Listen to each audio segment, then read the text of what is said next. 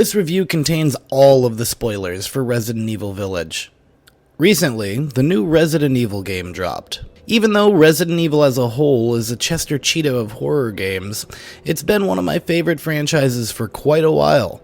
This entry has been receiving a lot of mixed praise, with some saying it's worse than 7, and others saying it's better than 7, and many more simply obsessed with the 9'6" dommy mommy Dimitrescu. But as usual, most have failed completely to articulate the efforts put forth in the area that matters the most: the story. Oh, be careful what you wish for, Ethan Winters. As far as Resident Evil games are concerned, this one is the best written. The symbolism therein is constructed very well, and so, instead of focusing on Dimitrescu's assets, I'm going to do what I do best: get emotional about family, and try not to cry while talking about my dad. In the village, you are again Ethan, a faceless vessel meant to encase your spirit as a player, but most importantly, Father of the Year. You see that you're with Mia, who is now your wife, and Rose, your baby daughter. After listening to a bedtime story, which is in itself a version of events to come that could take place, you take your daughter Rose to bed. On your way, you reflect on your new life together as a family, and some of the mementos collected from your previous adventure. You are a doting father, in a world of sick bastards, loveless marriages, and divorces. To be alive in our timeline is to be mired utterly in tragedy within family. What it means to be a man and a father has been tainted by our society. In order to confront these perilous truths, you will be taking responsibility and rescuing your child from a fate similar to the one many of us have had to deal with, inside of a dark and dangerous forest. But for now, things are good. You sit down with Mia and are about to eat when Claire Redfield's brother fires a hailstorm of bullets into your home, killing Mia, and taking you and Rose hostage. Mia!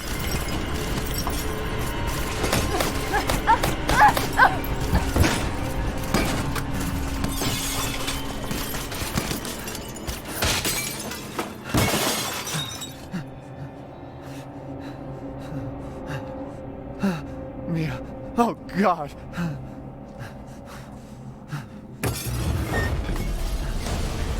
Chris? What the hell? Sorry, Ethan. No! What? Why? You wake up not too long from then in the wreckage of your portable prison with not many more answers but one question. The most important one. Where is Rose? With Claire's brother being a turncoat and your wife dead, there's no one who can save her for you. You must take responsibility and walk into the dark forest. You come up on a village revealing a massive and complicated castle, a symbol mocking you for the state that your life was twisted into overnight. Dark, cavernous, and complicated. You push forward, undaunted, because the details don't matter. You have one singular modus operandi: save Rose. As you enter the complicated maze that is the village in front of you, you learn that it has been torn asunder by lichen monsters. They're coming.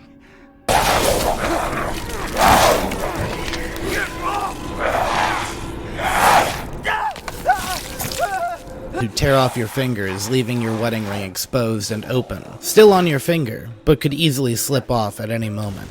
A reminder of your late wife's recent fate. You face down this creature and get revenge for your fingers, but then you're on the run, avoiding an army of creatures, hiding, sprinting, killing, and sprinting some more until you're cornered.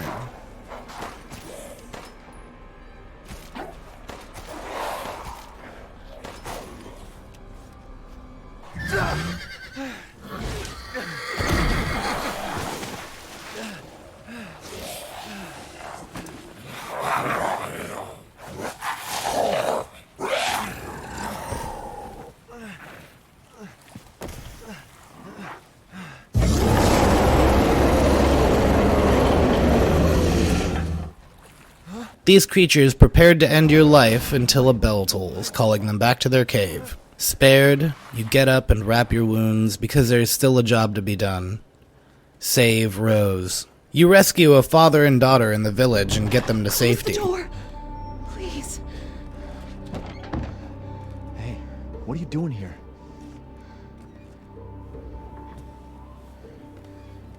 Stay back. Please, don't hurt us. Whoa. It's okay. I'm not gonna hurt you. I'm just glad to see normal people at last. Have you seen any other survivors? No. The father, gravely wounded, holding his weapon from beginning to end, prepared to give the rest of his life to save his daughter, just as you are. You find a brief moment of respite with the survivors of the village until Elena's father turns and ravages the remainder of the village. A painful reminder of what can happen when a father succumbs to madness. He can destroy everything in a fiery blaze of ruin. Elena rescues you from her own father in what must have been a very painful moment for her. Overcoming her love for a moment to disconnect and run away from a figure who is representing toxic ruin, you push forward together and make order from the chaos, in the form of a way out of the burning building. You and Elena are effectively free from the chaos when her father returns and calls out her name. In this moment, Elena wavers. She decides to try to rescue her father, but the problem is her father is already dead and turned. This action literally and figuratively thrusts her back into the fire and chaos and ultimately cost her her life. As it could with any of us, you cry out. Why is everyone dying on me? As you reel from failing to protect your adoptive daughter, is this yet another vision of things to come? You get abducted again upon entering the basement of the castle, where you meet Miranda and her children, the four lords, half of which appear as twisted, crazy monsters morphed into their current form by a mold product called Cadao. Miranda abducted them and tested on them as if they were lab rats. And once she found four who could incorporate the Cadao into their bodies without becoming brainless or being killed, she began to call them her children. All of this stemming from the loss of her biological daughter, Ava, a tragedy brought on by her own twisted machinations. From here, you were driven into the castle proper by another army of lichens and traps, where you become more formally acquainted with the dommy mommy Dimitrescu, whose name is a polymerization of Greek and Romanian, referencing Demeter, the god of fertility, and her three daughters, Bella, Cassandra, and Daniela. For the record, Dimitrescu's first name is Alcina, and so we have a little ABCD situation, which may be a fun little Easter egg or a reference to teaching a child how to read. The dominatrix family survives solely off of male blood, and so the crucified men outside the castle represent their bloodlust and danger. Lady Alcina made all three of the daughters herself, and they are constantly vying for her affection, a microcosm of what Miranda has developed with her four children. A toxic mother and child relationship that ultimately ends in the destruction of the entire family. You carefully meander your way through the castle and make order out of the chaos, opening doors, defeating foes, breaking down walls, and ultimately slaying the beautiful dommy mommy Dimitrescu with the dagger of death's flowers.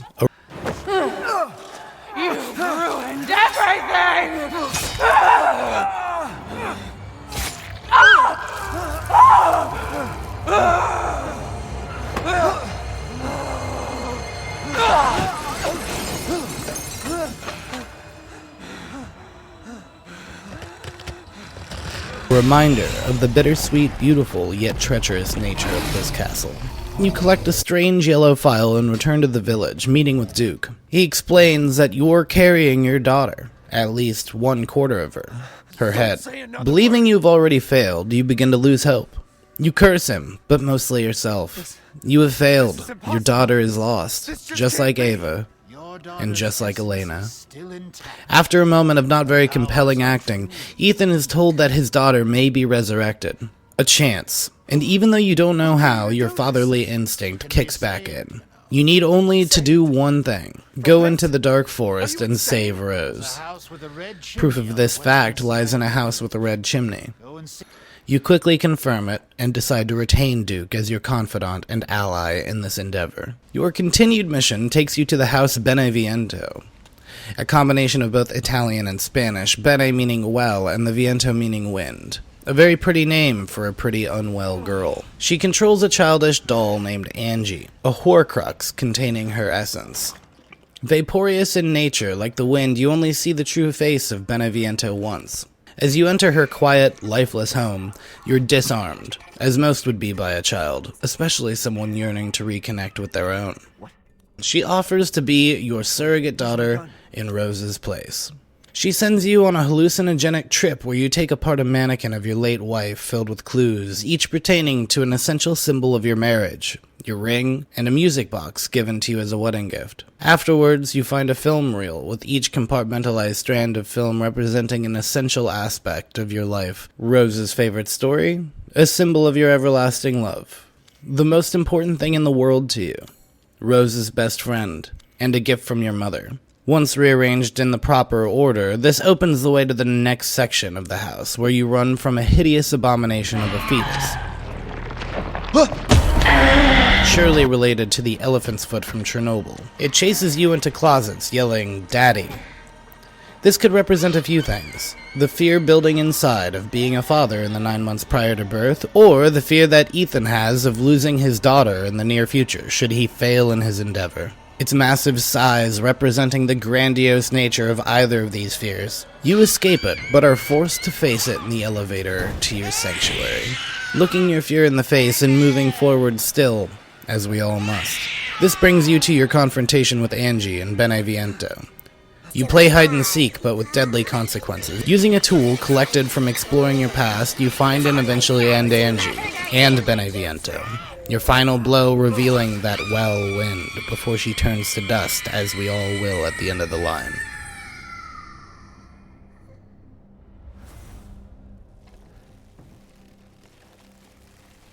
It's over?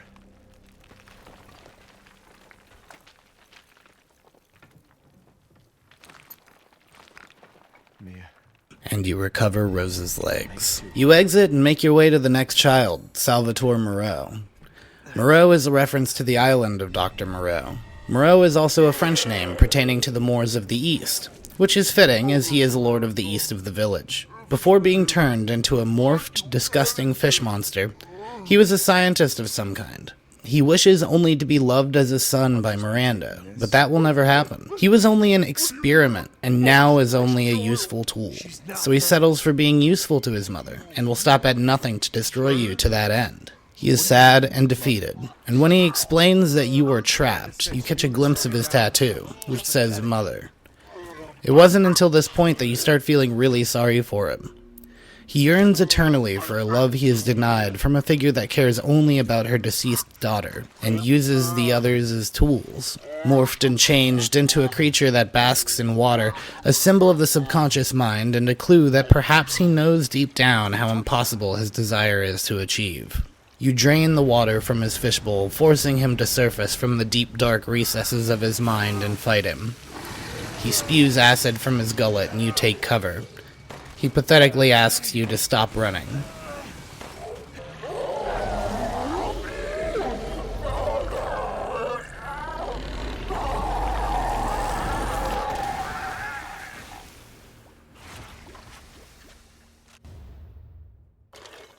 In death as he was in life. You make quick work of him and head to the exit, collecting the next piece of your daughter, her arms. On your way out, you are berated with a message from the next and final child, Heisenberg. Heisenberg's name, I believe, comes from a physicist who is a father of quantum physics, and made extensive contributions to ferromagnetism. Heisenberg has a unique ability to control metal magnetically. Yes, like Magneto. He offers to assist you, if you can complete his trial. So you immediately begin. There's no time to waste. You must save Rose. You fight through his trial, and after killing waves upon waves of lichen monsters and wade through a field of blood, you get to the final piece of Rose at the end, her torso. You go to an altar and place the pieces of your daughter within, which is, as far as you know, the only way to rescue her.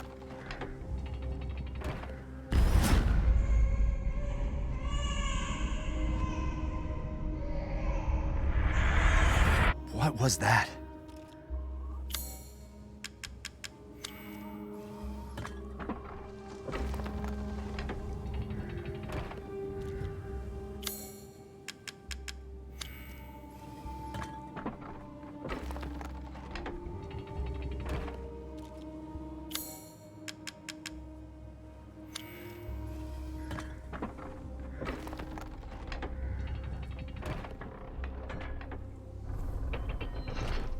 This lights the way and reveals the pathway forward, taking you to Heisenberg's factory.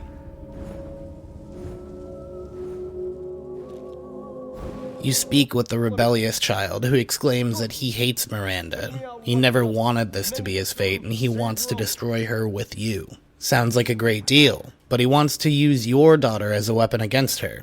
Although you don't fully understand this, you know one thing for certain. Your daughter isn't a weapon. She is your daughter, a delicate flower meant to be adored and touched only by the ones who love her, just as a rose is. So you'll tell Heisenberg to fuck off. You and me, Ethan. Together, we go save Rose, and we can use her to grind Miranda into paste. My daughter is not a weapon. Fuck you! And he pushes you into his factory hell, ripped directly from Frankenstein's army. You fight your way through and get knocked back down to the bottom.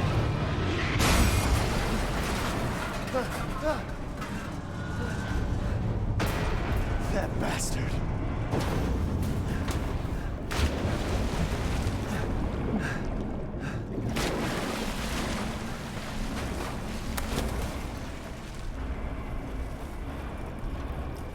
Where you see Chris Redfield, Claire Redfield's brother. At this point, Chris explains to you that he never killed your wife. What he killed was Miranda, who you learn is a shapeshifter. Your wife, Mia, was kidnapped by Miranda and replaced, which sheds some light on the strange story she insisted on telling Rose. Chris gives you a polymer-based tank which will be resistant to Heisenberg's abilities, and you use it to blow him to smithereens.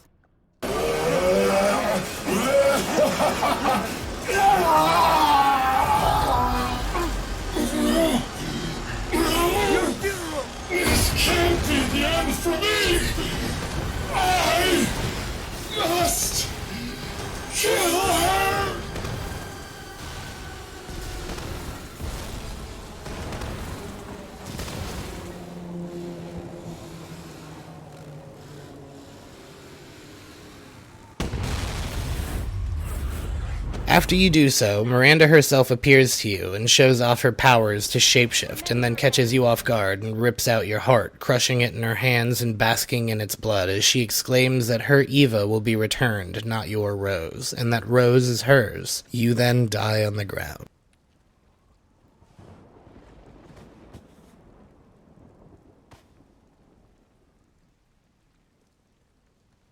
I'll be brief with this next segment, as it doesn't matter much except for that Chris Redfield plants a bomb on a fungus monster resembling a fetus for obvious reasons. This creature is the heart of the mold and cadow that created these monsters and feed Miranda their power. He has a lever that will detonate the explosive but will blow up the entire village, so he holds it until he can ensure Miranda is done in by his own hands. He continues forward and discovers Miranda's secret laboratory where Mia is locked away and then released, to exclaim to Chris that Ethan... What do you mean he's gone? He's dead. I'm sorry, Mia, but we have to leave. We have to destroy this village. No! You're wrong. I tried to keep this a secret, but... you don't understand how special he is. Isn't dead. You, Ethan, awake in a strange, snowy land. A place of death where only the dead exist. You speak with a little girl you may recognize as Eva from the last game.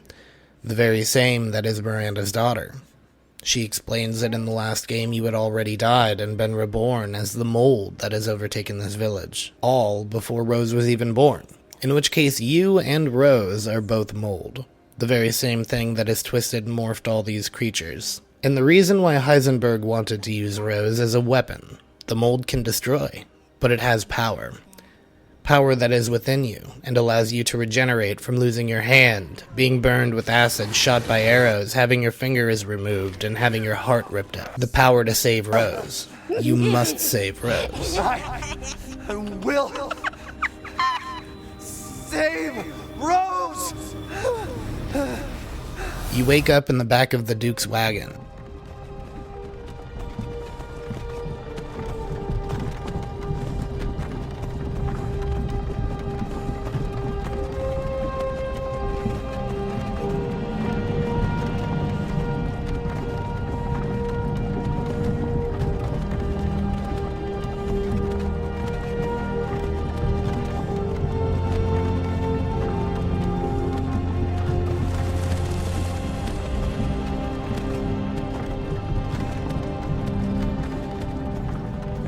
You are finally awake.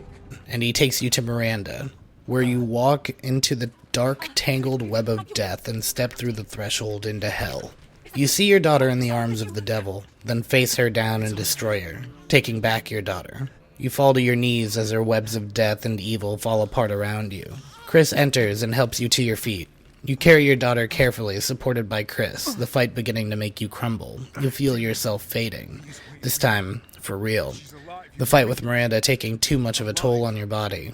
The best day in the life of a father is the day their child is born, and they hold them in their arms. On this day, Rose was reborn, and Ethan was given that wonderful joy again. It's fitting that this too is the last day that he will spend on this earth. It is ungrateful of him to assume he would be able to get that amazing gift and also survive after the struggle he has been through. He hands Rose to Chris, gently placing his jacket on top of Rose and taking the detonator from Chris, finishing what he started with his final breath to ensure a safe world for his daughter in the future. Chris returns Rose to Mia, and they escape as they watch an explosion and flames destroy the village from the safety of a helicopter. Mia cries out as the bedtime story from the beginning plays yet again, but in this version, the daughter is saved by the father. Gifts we gave, but more you took, she snarled. So more, in turn, is due. In a blink, the girl was trapped inside a mirror. Her parents, though, had searched all day and at last arrived. With rampant rage, Father fought the witch, while Mother's loving touch shattered the dark enchantment. But the witch was strong, and Father yelled, "Save our daughter!" So Mother bore their child to safety as the forest was consumed. Even now, the burnt forest is a grim reminder of Father's sacrifice. To this day, any child who stares too long into the charred wasteland will be haunted by nightmares of getting lost while picking berries. From there, we see a young girl in a familiar jacket ride a bus to a gravestone. She says she misses you, and hops into a car and drives off in the direction of her new life, the spirit of Ethan walking alongside. The relationship between parent and child will always be complicated, especially these days. Whether you're a father or a child, you will never do everything right. Sometimes it takes a village. But as long as occasionally you do something right, that's all it takes. In the movie The King of Staten Island, we see a son overcoming what it was like to lose his father at a young age, much like Rose did. I was thinking about what you said at the game about, like firemen shouldn't have kids. Let me tell you something. Your dad, he didn't just die saving those two people that night. I mean, he did that a lot. Like sometimes he wouldn't even wait for the line. He'd just go in like a fully involved room, and you're like, what are you doing? And because if he heard there was somebody in there, he'd just go in. That's the way, that's who he was. That's how he was built. He couldn't not be that way. You understand? Thank you. No, thank you for sharing. That's awesome. He would slap the shit out of me if he heard me say this about him, but he was a hero. And heroes are necessary. And they should be allowed to have families, all right? But I know it means, that people suffer. And I'm sorry. Well, I'm sorry for being a dick. There's two sides to every story. Thank you for sharing. Thanks for taking me here. Right, we don't have to get all Oprah and everything, but it's all right. Hey, stand. Yeah, stand. It's complicated and messy, and sometimes there's blood everywhere. But in the end, they will always love you. In their own ways, parents are our heroes. And as long as you try hard enough, you can be someone's hero one day too. And it won't take destroying an entire village of monsters for you. For you, it will take showing up to the swim meet, taking an interest in Dragon Ball Z, and knowing when to be a disciplinarian and when to be understanding. Even if you lost your hero when you were young, just know that they will always be walking alongside you in your heart, where we all carry Ethan as well. Whether it's you or your parents, because no matter what, any of us would give up anything to preserve our very own everything. Thank you.